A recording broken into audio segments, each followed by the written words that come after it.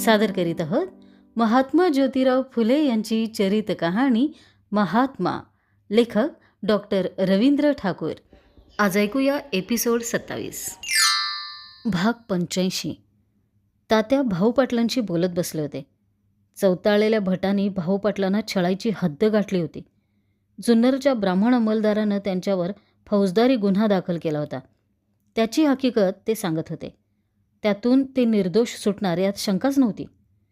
10 वर्षांचे स्नेहसंबंध आता अधिक दृढ झाले होते. अनेकदा विनंती करूनही भाऊ पाटील तात्यांना तात्यासाहेब म्हणूनच हाक मारत. तात्यांना ते आवडत नसे. भाऊ पाटील त्यांना आपल्या मोठ्या भावाच्या जागी वाटत. वेळोवेळी ते म्हणत, भाऊसाहेब, आता वडीलकीच्या नात्यानं तात्या म्हणून हाक मारणारं कोणी उरलं नाही. तुम्ही तरी मला तात्यासाहेब म्हणून बोलवत जाऊ नका. परंतु भाऊसाहेबांना ते शक्य होत नसे. तात्यांशी बोलताना त्यांच्या ओठांवर सहजपणे तात्यासाहेब हेच शब्द आहेत. यावेळी तात्यांनी भाऊ पाटलांना फार आग्रहानं ठेवून घेतलं होतं. गावात महाराज सयाजीराव गायकवाड आले होते. गेले अनेक दिवस त्यांच्या सन्मानासाठी शहरात रोज कुठं ना कुठं कार्यक्रम सुरू होते. महाराज स्वतःहून अनेक शाळांना भेट देत, आपल्या वतीनं मदत जाहीर करत. त्यांनी कृष्णराव भालेकरांच्या सुशिक्षण गृहालाही भेट दिली. दरमहा आर्थिक मदत पाठवण्याचं आश्वासन दिलं. सत्यशोधक समाजातर्फेही महाराजांच्या सन्मानार्थ कार्यक्रम आयोजित करण्यात आला. तात्या एकीकडं सत्सारचा पहिला अंक प्रसिद्ध करण्याच्या खटपटीत होते आणि त्याचवेळी महाराजांच्या सन्मानासाठी आयोजित केल्या जाणाऱ्या कार्यक्रमांना हजेरी लावत होते. अंकाचं लेखन जवळपास पूर्ण झालं होतं. लवकरच छपाई सुरू करायची होती. सुमारे 2000 अंक काढायचे होते. या अंकात तात्यांनी पंडिता रमाबाईंच्या टीकाकारांची खडसून हजेरी घेतली होती. सोबतच ब्राह्मो समाज आणि प्रार्थना समाजाच्या आचार विचारातील विसंगतीवर ब्रह्मगोळ घालून धर्माचा खुबीदार अनर्थ करणाऱ्या आर्यभटांवर प्रखर टीका केली होती. पहिल्या दुसऱ्या अंकाला चांगला प्रतिसाद मिळाला तर दर आठवड्याला अंक प्रसिद्ध करावेत अशी योजना तात्यांनी मनोमन आखून ठेवली होती. दुसऱ्या अंकाचंही कच्चं लेखन तयार झालं होतं. स्त्रीच्या उदरी जन्मून तिचीच निंदा करणाऱ्या उपटसूळ मुलांचे कान उपटण्यासाठी तो अंक निघणार होता. अजूनही थकवा जाणवत असला तरी तात्यांचं अंथरूण आता सुटलं होतं. रात्रंदिवस काम करायची सवय अजून तशीच टिकून होती. सत्सारचा पहिला अंक प्रकाशित झाल्यावर तात्या मुंबई ठाण्याचा दौरा करणार होते. मुंबईला कामगार वस्तीत भाषण झाल्यावर ते ठाण्याला जाणार होते. सत्यशोधक समाजाचा यावर्षीचा वार्षिकोत्सव ठाण्याला घ्यायचं ठरलं होतं. डॉक्टर लाड यांनी कधीपासूनच त्या दृष्टीनं तयारी चालवली होती. आज पुणे वक्तृत्व स्पर्धेच्या वतीनं महाराजांच्या प्रमुख उपस्थितीत रावसाहेब रानडे यांचं व्याख्यान होणार होतं. विषय होता शेतकीची स्थिती. तिसऱ्या प्रहरी भाऊ पाटलांसह व्याख्यानासाठी गेलेले तात्या संध्याकाळी घरी आले ते संतप्त मनस्थितीतच. सयाजीराव महाराजांसमोर रावसाहेबांनी मांडलेले विचार त्यांच्या संतापाला कारणीभूत ठरले होते. आपल्या भाषणात रावसाहेब म्हणाले, पूर्वी जरी जातीभेद होते तरी राष्ट्राच्या प्रगतीला त्यांनी काहीच अडथळा केला नाही. तसेच हल्ली शेतकीची स्थिती चांगली आहे. शेतकऱ्याचं धान्य बाजारात सुलभ रीतीनं जातं व दुसऱ्या अनेक सुधारणा झाल्या आहेत. 10 वर्षामागं दुष्काळ पडला तेव्हा स्थिती खालावली तरी पण आजची स्थिती 30 वर्षामागल्या स्थितीपेक्षा चांगली ठरते. रावसाहेबांच्या भाषणानंतर बोलायला उभ्या राहिलेल्या तात्यांनी त्यांचे मुद्दे खोडून काढले, परंतु तेवढ्याने त्यांचा राग शांत झाला नाही. रावसाहेबांसारख्या विद्वानानं असा विपर्यस्त विचार मांडावा ही गोष्ट त्यांना फार संतापजनक वाटत होती. पाहिलंत भाऊसाहेब, तात्या म्हणाले, तो विद्वान गृहस्थ गायकवाड सरकारास कसं पोकळ ज्ञान शिकवतोय. जातीभेद असला तरी त्यानं राष्ट्राच्या प्रगतीला अडथळा केला नाही असं म्हणणाऱ्या या विद्वानाला म्हणावं तरी काय. ख्रिस्ती लोकांनी दिलेल्या शिक्षणामुळं शेतकऱ्यांची स्थिती थोडी पालटली आहे. म्हणजे या 30 वर्षात शूद्र शेतकऱ्यांवरील आर्य ब्राह्मणांचा धर्मरूपी जुलूम काही अंशी कमी झाला आहे हे उघडपणे कबूल करायची लाज वाटून तो मोघमपणे म्हणतो की पूर्वीच्या 30 वर्षांपेक्षा शेतकऱ्यांची स्थिती हल्ली बरी झाली आहे. भाऊ पाटलांनाही रावसाहेबांचं आजचं भाषण आवडलं नव्हतं. ते म्हणाले, ही सगळी दिशाभूल आहे तात्यासाहेब. झाला तेवढा बदल इंग्रजी राज्यामुळे झाला हे त्यांना मान्य करवत नाही आणि जातीभेद ज्यांच्या हिताचे आहेत ते लोक जातीभेदावर पांघरूनच घालणार आहेत. तात्या म्हणाले, जातीभेदांमुळे आम्हाला कोणकोणती दुःख भोगावी लागतात याची त्यांना काय माहिती आहे? आमच्याविषयी बोलताना ते अशीच वेळ मारून येतात. यांच्या एका तरी ब्राह्मण कुटुंबातल्या बायका मुलांना उन्हातान्हात उपाशी-तापाशी काम करायचा इंगा माहीत आहे का? आर्यभट ब्राह्मणातील एकानं तरी सोन खताच्या पाट्या वाहून झाडांच्या खोडाशी टाकल्यात? त्यांचे आर्यभट बंधू आम्हा शेतकऱ्यांच्या निढळाचा पैसा दक्षिणा म्हणून उपटतात आणि नायकिणींची भर करतात. परंतु याविषयी मात्र एकाही ब्राह्मणाची वाचा उसळत नाही. 2 दिवसांनी ज्ञानप्रकाशमध्ये त्या कार्यक्रमाचं वृत्त छापून आलं. रावसाहेबांची वाहवा करून संपादकानं तात्यांच्या भाषणावर एकांगी हटवादी म्हणून ताशेरे ओढले होते. रावसाहेबांना आणि त्यांची री ओढणाऱ्या ज्ञानप्रकाशकर्त्याला तात्यांनी शेतकऱ्याचा आसूड दाखवायचं ठरवलं. त्यांनी ताबडतोब सत्सारच्या पहिल्या अंकाची छपाई करून घेतली. गावोगाव अंक रवाना झाले आणि तात्यांनी आजारपणाच्या काळात करून ठेवलेलं लिखाण बाहेर काढलं. त्याला इशारा हे नाव द्यायचं ठरवून उपदघात लिहायला प्रारंभ केला. आर्य ब्राह्मणातील पहिला दिवाभीत, गृहस्थाचा डौल घालून पुण्याचा रहिवासी असता मुंबईकर बनून विद्वान श्रीमान महाराजा गायकवाड सरकारास पोकळ ज्ञान शिकवतो की जातीभेद असला म्हणून आपल्या इष्ट हेतूस तो जातीभेद बिलकुल त्या देशाच्या उन्नतीस आडवा येत नाही. तथापि असल्या शूद्रादी अतिशूद्र द्वेष्ट्या वाचाळू उपदेशकांच्या मतलबी पोकळ पांडित्याचा आम्हास यत्किंचितही अचंबा वाटत नाही. भटब्राह्मणांची सर्व दुष्कर्मे उघडकीस येताच त्यांचे मतलबी ग्रंथास कोणी हातीसुद्धा धरणार नाहीत. 18 वर्णांमध्ये ब्राह्मण श्रेष्ठ म्हणून कोणी त्यांची पत्रास चालू देणार नाही. धोत्रे कुट्या ब्राह्मणास कोणी फुकट फाकट तूप पोळ्यांची प्रयोजने देणार नाहीत. तबलजी ब्राह्मणास कोणी मान देणार नाहीत व खोटे नाटे करणाऱ्या ब्राह्मणास कोणी दारापाशी उभे करणार नाहीत. परंतु आर्य ब्राह्मणातील दूजा नूतन शंकराचार्याचे तोलाचा विद्वान लहान मोठ्या सभात उड्या मारून प्रतिपादन करीत फिरतो की पूर्वीच्या 30 वर्षापेक्षा हल्ली शूद्र शेतकऱ्यांची स्थिती बरी आहे. या त्याच्या धाडसाविषयी मात्र थोडेसे नवल वाटते. या 30 वर्षात शूद्र शेतकऱ्यांवरील आर्य ब्राह्मणांचा धर्मरूपी जुलूम काही अंशी कमी झाला हे उघडपणे कबूल करण्याची लाज वाटून तो मोघम म्हणतो की पूर्वीचे 30 वर्षापेक्षा शूद्र शेतकऱ्यांची स्थिती हल्ली बरी झाली आहे. अहो, हे धूर्त आमचे अज्ञानी शूद्र शेतकऱ्यांची सोजरी भाषा अजाणत्या गव्हर्नर जनरलसारख्या कामगारांची समजूत काढण्याकरता वापरून हमेशा कशी तरी वेळ मारून नेतात. अहो, हे मतलबी विद्वान भटब्राह्मणसुद्धा पुन्हा अज्ञानी देवभोळ्या शूद्रातिशूद्र शेतकऱ्यांचे जन्मांतरात ब्रह्मघोळ करू पाहतात. याविषयी आमचे शूद्रातिशूद्रासह आर्यभट ब्राह्मण बांधवास स्पष्ट दिसून यावे म्हणून या चोपडीस इशारा हे नाव दिले आहे. सोबतच पेशवाईत शेतकऱ्यांना भोगाव्या लागलेल्या हाल अपेष्टांचं आणि इंग्रजी राज्यामुळे झालेल्या सुखसोयीचं वर्णन केलं आहे. इशारा छापखान्यात पाठवून तात्या मुंबईला निघून गेले. तिथं 4 दिवस थांबून नारायणराव लोखंड्यांसह ते ठाण्याला आले. वार्षिकोत्सवाचा कार्यक्रम चांगला झाला. त्यानिमित्तानं नारायणराव लोखंड्यांची झालेली दिलजमाई ही महत्त्वाची बाब ठरली. नारायणरावांनी दीनबंधूत सत्यशोधक निबंधमाला सुरू करायचं ठरवलं. महाराष्ट्रात इतरत्र सत्यशोधक प्रचारक पाठवावेत असंही ठरलं. त्या दृष्टीनं डिसेंबर महिन्यात बैठक घ्यावी असा निर्णय झाला आणि तात्या पुण्याला परतले. सत्सारचा पहिला अंक अफाट लोकप्रिय ठरला. तात्यांची उमेद वाढली. ताबडतोब त्यांनी दुसऱ्या अंकाचं लेखन पूर्ण करून तेही छापखान्यात पाठवून दिलं. त्यात दीनबंधूचे संपादक नारायणराव लोखंडे यांच्यावर कठोर टीका होती. अर्थात नारायणरावांची भेट झाली म्हणून ती टीका अंकातून वगळली जाणार नव्हती. भाग 86. धोंडीबा रोड्यांच्या घरी सर्व मंडळी गोपाळबुवांची वाट पाहत थांबली होती. तात्यांसमवेत मारुतराव नवले, भीमाजीराव बीरमल, रायनाग घाडगे आणि आणखी काही माणसं बसली होती. तात्यांनी उभारलेल्या अस्पृश्यता निवारण मोहिमेत सध्या रायनाग घाडगे यांची नव्यानं भर पडली होती. पलटणीत दाखल झाल्यावर त्यांची सुभेदार मेजर दर्याजीराव थोरात, गोपाळबुवा वलंगकर यांच्याशी ओळख झाली होती. त्यांच्यासोबत तात्यांची व्याख्यानं ऐकताच त्यांना आयुष्यात नवीन पहाट उगवल्याचा आनंद झाला. त्यानंतर एके दिवशी ते गोपाळबुवांसमवेत तात्यांच्या भेटीला येऊन गेले.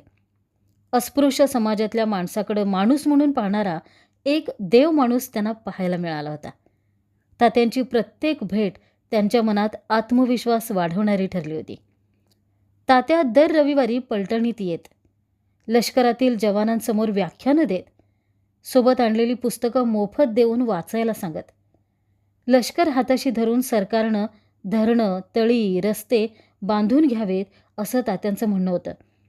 त्यांचं ते म्हणणं गोऱ्या लष्करी अधिकाऱ्यांना पटत नसे, परंतु तात्या आपला मुद्दा मुळीच सोडत नसत. अशाच एका रविवारी त्यांनी तात्यांना पहिल्यांदा पाहिलं होतं. त्या दिवशीच्या भाषणातले तात्यांचे ते शब्द आजही मनावर तसेच कोरलेले होते. तात्या म्हणाले होते, क्षत्रिय लढवयांची मनं भटा ब्राह्मणांनी गुलाम बनवली आहेत. आपल्या देशाचं राज्य देशासाठी रक्त सांडणाऱ्या आपणा क्षत्रियांच्या हातात असलं पाहिजे. ते भटांच्या हाती जाता उपयोगी नाही. मराठा सैनिकांना उद्देशून तात्या म्हणत, महार मांग हे कट्टे क्षत्रिय आहेत, म्हणून द्वेषानं भट लोक त्यांना हलके मानतात आणि भटांच्या नादी लागून आपणही हजारो वर्षापासून त्यांना फार छळलं आहे. त्याचा ईश्वराच्या घरी जाब द्यावा लागेल. म्हणून यापुढं तरी त्यांचा छळ न करता त्यांची स्थिती सुधारण्यासाठी त्यांना बंधुभावानं मदत करा. तुम्ही शूर शिपाई असून पुळक्या भटांच्या पाया पडू नका. आपल्या मुलांना स्वाभिमानाचं शिक्षण द्या. जमादार लक्ष्मणराव देसाई, हवालदार शिवाजीराव देसाई असे अनेक अधिकारीही तात्यांचे अनुयायी झाले होते. सर्वांच्या मदतीनं तात्यांनी अस्पृश्यता निवारण मोहीम उघडली होती. तात्यासाहेब रोडे सत्यशोधक समाजाचा पुढारी होऊन समाजाचं काम पुढे चालवित होते. त्याच्याविषयी तात्यांनी वर्तवलेली शक्यता तंतोतंत खरी ठरली होती. गोपाळबुवा हे तर तात्यांचे विद्यार्थीच होते. तात्यांना सोसावा लागणारा छळ घाडगे पाहत होते, परंतु त्याचा विचारही न करता त्यांचं काम सुरू होतं. कधीकधी घाडग्यांना वाटे, देवानं आम्हाला मनुष्य जन्म दिला आणि तात्यासाहेबांनी त्या मनुष्यत्वाची ओळख करून दिली. गोपाळबुवा अजूनही आले नव्हते. चला आपणच गोपाळबुवांकडे जाऊ, तात्या म्हणाले. सर्वजण भवानी पेठेतून बाहेर पडून गोपाळबुवांच्या घराकडे निघाले. महारवाडा जवळ आला. तेवढ्यात समोरून एक लहान मुलगा रडत येताना दिसला. त्याच्या आसपास कोणी दिसत नव्हतं. रडणारं ते एकाकी मूल पाहून तात्यांचं मन गलबललं. त्याच पावली पुढं जाऊन तात्यांनी त्याला उचलून घेतलं. त्याच्या डोळ्यातून वाहणारे अश्रू उपरण्यानं पुसले आणि ते त्याला उगी उगी करू लागले. का रडतोस म्हणून विचारू लागले, परंतु मुलाचं रडं काही केल्यात थांबत नव्हतं. मुलगा उपाशी दिसत होता. हा आपल्या किसनाचा पोरगा. मायबाप दोघं म्युन्सिपाल्टीच्या कामावर गेले असतील, तात्यासाहेब म्हणाले. तात्याने आजूबाजूला पाहिलं. जवळच एक दुकान होतं. तात्या म्हणाले, थोडं थांबा, मी याला खायला घेऊन येतो. दुकानासमोर येऊन त्यांनी साखर पोहे मागितले. तिथं उभे असलेले एक गृहस्थ तो सगळा प्रकार पाहत होते. सुधारलेल्या विचारांचे गृहस्थ म्हणून ते गावात बरेच प्रसिद्ध होते, परंतु त्यांनाही तो प्रकार असह्य झाला होता. तोंड वाकडं करून ते म्हणाले, काय हो महाराजच्या त्या घाणेरड्या मुलाला तुम्ही कडेवर कसं घेतलं? त्याच्याकडे पाहिलं का? पाहिलं, म्हणूनच तर उचलून घेतलं. त्याचं शरीर अस्वच्छ आहे एवढंच ना. त्याला कारण आहे. तुमच्या आमच्यासारखे लोक त्यांना पाणी मिळू देत नाहीत, म्हणून ते असं अस्वच्छ दिसत आहे. हो, पण त्याची घाण तुमच्या अंगाला लागते ना. तुम्हाला किळस नाही का येत? नाही, अंगाला घाण लागली तरी ती धुवून काढायला थोडंसं पाणी पुरेसं होईल. कदाचित माझं मन स्वच्छ व्हायला या घाणीचाही उपयोग होईल, परंतु भेदभावाच्या घाणीनं मळलेली मनं कशानं स्वच्छ करायची हा प्रश्न आहे. म्हणजे मला काय म्हणायचं आहे ते तुम्हाला समजलं आहे. सभेत भाषण करणं सोपं असतं. तात्यांनी दिलेला टोला वर्मी बसला होता. ते गृहस्थ एकदम गोरेमोरे झाले. त्यांना एकदम असं काही उत्तर मिळेल अशी अपेक्षा नसावी. ते म्हणाले, छे, तुमच्या तोंडाला कोणी लागावं? आणि झटकन तोंड फिरवून ते चालते झाले. तात्यासाहेबानं तो सर्व संवाद ऐकला होता. त्याची क्रुद्ध नजर चटपट पाय उचलत दृष्टीआड होणाऱ्या त्या गृहस्थावर रोखली गेली होती. त्याला शांत करीत तात्या म्हणाले, रागावू नकोस. आपला सगळा शूद्रातिशूद्र समाज या वृत्तीचे परिणाम भोगतो आहे. आज ना उद्या त्यांच्यातली माणुसकी जागी होईल. त्यांना आपल्या कृत्याचा पश्चाताप होईल. एवढं करून त्यांनी आपली वागणूक सुधारली नाही तर त्यांना आपल्या कृत्याची फळं भोगावी लागतील आणि ते दिवस फार लांब नाहीत. साखर पोह्यांचा खाऊ मिळताच मुलाचं रडणं थांबलं होतं. तात्यांनी त्याला कडेवरून उतरवून खाली सोडलं. दुडू दुडू धावत तो घराकडे जाऊ लागला. पोह्यांची पुरचुंडी घेऊन दुडू दुडू धावत निघालेल्या त्या मुलाकडं तात्या समाधानानं पाहत होते. चला, तात्या म्हणाले. सर्वजण गोपाळबुवांच्या घराकडे चालू लागले. तात्या गोपाळबुवांची भेट घेऊन घरी आले तेव्हा बडोद्याहून आलेले 2 कारकून त्यांची वाट पाहत बैठकीत बसले होते. मेजावर महाराजांची तसबीर भिंतीला टेकवून ठेवली होती. तसबीर पाहताच तात्यांना फार आनंद झाला. ती तसबीर खरोखरच अगदी साधी होती. महाराज घोड्यावर बसले होते. त्यांचे दोन्ही हात घोड्याच्या लगामावर होते. पोशाख साधा होता. अंगावर एकही अलंकार नव्हता. वामनराव म्हणाले, तात्यासाहेब, महाराजांनी खास आपल्यासाठी ही तसबीर करवून घेतली आहे. तसबीर पाहून प्रसन्न झालेले तात्या म्हणाले, तसबीर आवडली. मला अशीच तसबीर पाहिजे होती. सीतारामला बोलवून तात्यांनी ती तसबीर दरवाजाच्या वरच्या बाजूला लावायला सांगितली. तात्या सांगत होते, ती जागा बैठकीच्या मुख्य दरवाजाची वरची बाजू असली तरी ती बाजू आत येत होती. तात्यासाहेब, सीताराम म्हणाला, बाहेरून येणाऱ्या माणसाला तसबीर सहज दिसणार नाही.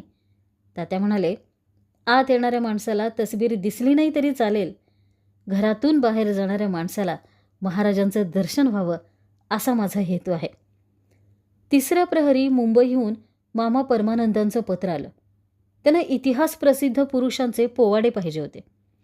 त्यांच्या खात्याचे अवर सचिव ऑकवर्थ साहेबांनी अशा पोवाड्यांच्या संकलनाचं काम हाती घेतलं होतं.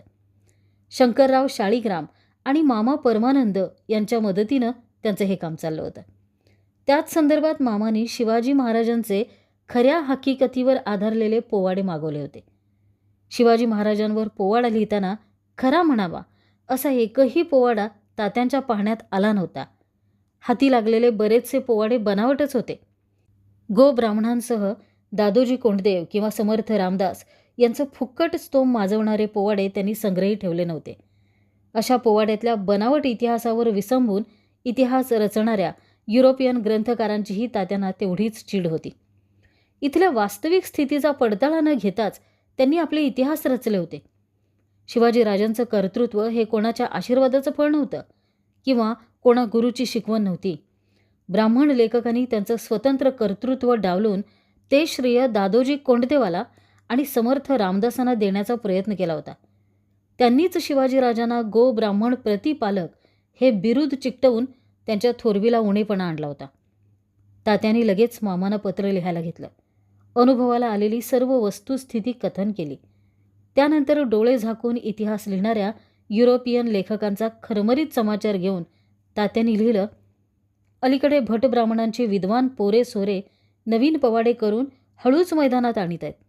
त्यापैकी माझे पाहण्यातही बरेच आले आहेत आणि त्यातील शूद्रांनी कमवलेल्या मोत्यापोळ्यांचा चारा चरणारे भागवती गो ब्राह्मणासह दादोजी कोंडदेवास फाजी लागंतुकी कराव्यास लावल्यामुळं तसल्या बनावट पवाड्यांचा मी संचय केला नाही.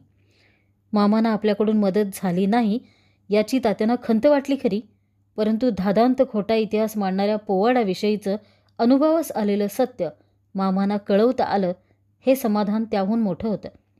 कदाचित त्याचाही मामांना उपयोग होऊ शकणार नव्हता. दुसऱ्या दिवशी वामनरावांच्या आणि सखाराम पंताच्या हातावर निरोपाची फुलं ठेवताना तात्या म्हणाले, महाराजांना आमचे प्रणाम सांगा. भाग 87. इतके दिवस जुन्नरच्या कोर्टात भिजत पडलेला ओतूर खटला तब्बल 2 वर्षांनी बोर्डावर आला. साक्षी पुरावे होऊन न्यायाधीश महादेव श्रीधर रानडे यांनी निकाल दिला की प्रतिवादी बाळाजी पाटील यांनी दोन्ही लग्नांबद्दल ग्रामजोशांना 8 आणे नुकसान भरपाई द्यावी. ग्रामजोशांचे हक्क वैध ठरले. ब्राह्मण न्यायाधीशानं ब्राह्मणांची बाजू घेतली होती. तो निवाडा ऐकताच गावोगावचे ब्राह्मण बेहोश होऊन नाचू लागले. सत्यशोधक समाजानं आपली केस ताबडतोब जिल्हा न्यायालयात घातली. गावोगाव जाहीर खबर पाठवण्यात आली. ब्राह्मणांना लग्नविधीसाठी न बोलावता त्यांना 4 आणे पोचते करण्यात यावेत. सत्यशोधक समाजानं अर्धी लढाई जिंकली होती. ब्राह्मणांना लग्न मंडपाबाहेर ठेवण्यात यश मिळालं होतं. आता त्यांचा आर्थिक हक्क उडवून लावणं आवश्यक होतं. ब्राह्मण मात्र आपल्या सोयीचा अर्थ काढून लोकांची दिशाभूल करत होते. 5 डिसेंबर 1886च्या दीनबंधूमध्ये तांबोळी या गृहस्थानं लिहून पाठवलेलं ते पत्र छापून आलं. गरीब शूद्रांसाठी झटणाऱ्या माणसाचा कसा छळ केला जातो याचं ते घृणास्पद उदाहरण होतं. 4 माणसांकडून परस्पर कान टोचले गेल्यामुळं फुले वाड्यामागचा मैल्याचा डेपो हल्ला. सर्व प्रकरणाचा परिणाम एकच झाला. समाजात तात्यांची प्रतिमा आणखी उंचावली, उजळून निघाली. दिवसेंदिवस सत्यशोधक चळवळ वाढत होती. ब्राह्मणांना न जुमानता लग्न लावली जात होती. त्याचवेळी सत्यशोधक ब्राह्मणांना शरण गेले, सत्यशोधक खटला हरले अशा अफवा उठवल्या जात होत्या. परंतु सत्यशोधक सर्वांना पुरून उरले. जुन्नर तालुक्यात भाऊ पाटलांनी ब्राह्मणांना त्रस्त करून सोडलं. तशीच वेळ आली तर ते पोलिसांची मदत घेऊन लग्नविधी पार पाडत, परंतु ब्राह्मणांची पत्रास चालू देत नसत. ढमढेऱ्यांच्या तळेगावात मोठाच इतिहास घडला. तिथं एका न्हावी तरुणाचं लग्न सत्यशोधक समाजाच्या पद्धतीनं होणार होतं. शेजारच्या कासारीलाही काही लग्न व्हायची होती. सगळे बलुतेदार ब्राह्मणांविरुद्ध एक झाले. ब्राह्मणांवर बहिष्कार पडला. मोठाच बखेडा उपस्थित झाला. ओतूर खटला थोडा ब्राह्मणांच्या बाजूने गेल्यानं त्यांना स्फुरण चढलं होतंच. तळेगावचे नारायण काशीबा कऱ्हेकर पुण्याला येऊन तात्यांना निमंत्रण देऊन गेले. सोबत तळेगावातल्या महिला सत्यशोधक शिवूबाई भुजबळ याही होत्या. तात्यांना शिवूबाईचं फार कौतुक वाटत असे. देवऋषी पण करणाऱ्या विठोबा भुजबळाला न जुमानता त्या सत्यशोधक समाजाचं कार्य करीत. तळेगावात उपस्थित झालेल्या बखेड्याला विठोबा भुजबळ हाही तेवढाच कारणीभूत होता. समाजात अंधश्रद्धा पसरवणाऱ्या आणि वरून पुढारीपण करून आपल्याच लोकांना बुडवून खाणाऱ्या विठोबाला धडा शिकवणं आवश्यक होतं. नारायणराव आणि शिवबाई येऊन गेले तेव्हा तात्या सत्य समाजोक्त विवाहविधीची पुस्तिका तयार करण्यात गुंतले होते. प्रकृतीची तक्रार सुरूच होती, परंतु तिकडे दुर्लक्ष करून तात्या लिहित होते. थोडी विश्रांती घ्या असं काकूनी सांगितलं तर म्हणाले, सावित्रीबाई, विश्रांती घेऊन कसं होईल? नुसती मंगलाष्टकं म्हणून भागत नाही. लोकांना संपूर्ण लग्नविधी व्हायला पाहिजे असतो. त्याशिवाय त्यांना लग्न झाल्यासारखं वाटत नाही. एखादी गोष्ट नको म्हणताना दुसरी कोणती गोष्ट हवी ते स्पष्ट झालं पाहिजे. कारण लग्न ही आयुष्याची कबुलायत आहे. दोघा स्त्री पुरुषांच्या एकमेकांच्या पूर्ण संमतीनं आणि समजुतीनं ती झाली पाहिजे. त्यांनी एकमेकाचं वय, विचार आणि परस्पर प्रीत बघून ही कबुलायत करावी आणि वडीलधाऱ्यांनी सुखी संसारासाठी त्यांना आशीर्वाद द्यावा. बडबडणाऱ्यालाही जे कळत नाही असे मंत्र म्हणून लग्न लावली जातात, याला काय म्हणावं? त्यात ब्राह्मणांचा काहीही संबंध येत नाही. ब्राह्मणांचे तेथे नाही प्रयोजन, द्यावे हाकलून ज्योती म्हणे. ज्ञानोबांसोबत आणखी काही माणसं देऊन तात्यांनी त्यांना तळेगावला पाठवून दिलं आणि ते पुन्हा कामाला लागले. लग्नविधीची पुस्तिका छापण्यासाठी नारायणरावांकडे पाठवून ते तळेगावला दाखल झाले. तोवर बऱ्याच घटना घडून गेल्या होत्या. बलुतेदारांनी त्या न्हावी तरुणाचं लग्न जिद्दीनं पार पाडलं होतं. कावेबाज भटांनी कुठल्याही परिस्थितीत ते लग्न होऊ द्यायचं नाही असा निर्धार केला होता. परंतु पुण्याहून सत्यशोधक मंडळी दाखल होताच त्यांची पाचावर धारण बसली. एकीकडे सत्यशोधकांना गावातून पळवून लावण्यासाठी त्यांनी काही लोकांना दारू पाजली आणि दुसरीकडे लाडी गोडी लावून वर वर माफीचं नाटकही रचलं. परंतु एकही माणूस त्या नाटकाला बळी पडला नाही. चिडलेल्या ब्राह्मणांनी आम्हीच न्हावी लोकांवर ग्रामण्य टाकलं असल्याची कंडी उठवली आणि बहिष्कार म्हणून एकमेकांच्या हजामती सुरू केल्या. परंतु न्हावी लोकांनी त्यांच्या ग्रामण्याला भीक घातली नाही. आता तर सत्यशोधक समाजाचे प्रमुख नेते स्वतः तात्यासाहेब फुले तळेगावात दाखल झाले होते. सर्व बलुतेदारांच्या अंगावर मुठभर मांस चढलं होतं. घरोघर ब्राह्मण न्हाव्यांची चेष्टा सुरू झाली. लोक हसू लागले. तरीही त्यांनी गळ्यातल्या धोकट्या काढल्या नाहीत. ब्राह्मणांनी हातात वस्त्रे घेण्याची ही काही पहिली वेळ नव्हती. एवढ्या तेवढ्या कारणावरून यापूर्वी त्यांनी अनेक वेळा वस्त्रे हातात घेतले होते.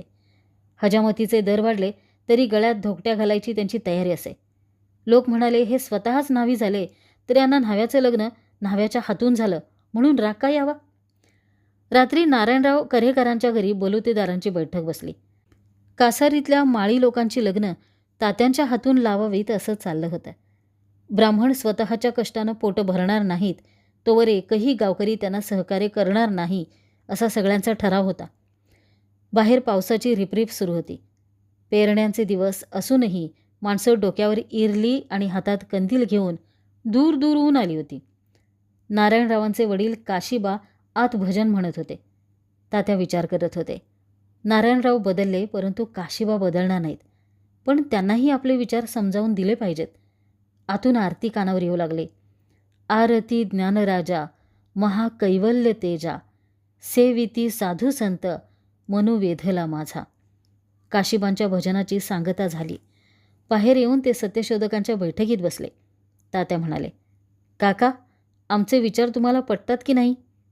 पटत नाहीत कसं?